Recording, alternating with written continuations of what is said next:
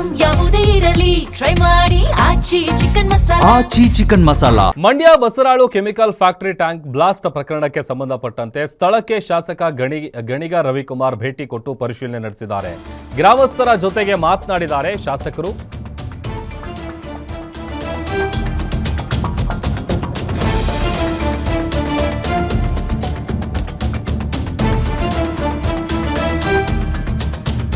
ಕಾರ್ಖಾನೆ ಸ್ಥಳಾಂತರದ ವೇಳೆ ಏನು ಅವಘಡ ನಡೆದಿತ್ತು, ಕೆಮಿಕಲ್ ಟ್ಯಾಂಕ್ ಸ್ಫೋಟಗೊಂಡು ಇಬ್ಬರು ಕಾರ್ಮಿಕರು ಸಾವನ್ನಪ್ಪಿದ್ರು.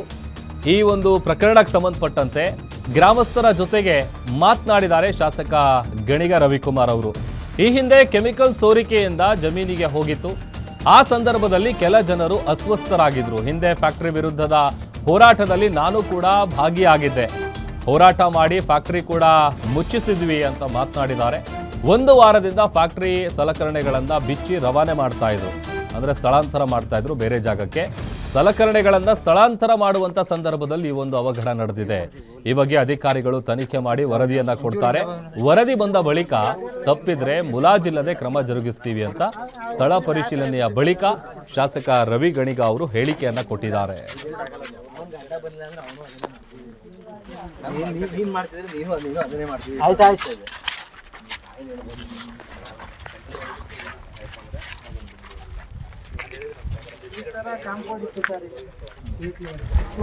ಈ ತರ ಗೋಡೆ ಇತ್ತು ಸರ್, ಪರಿಸ್ಥಿತಿ ನೋಡಿ ಸರ್. ಇದು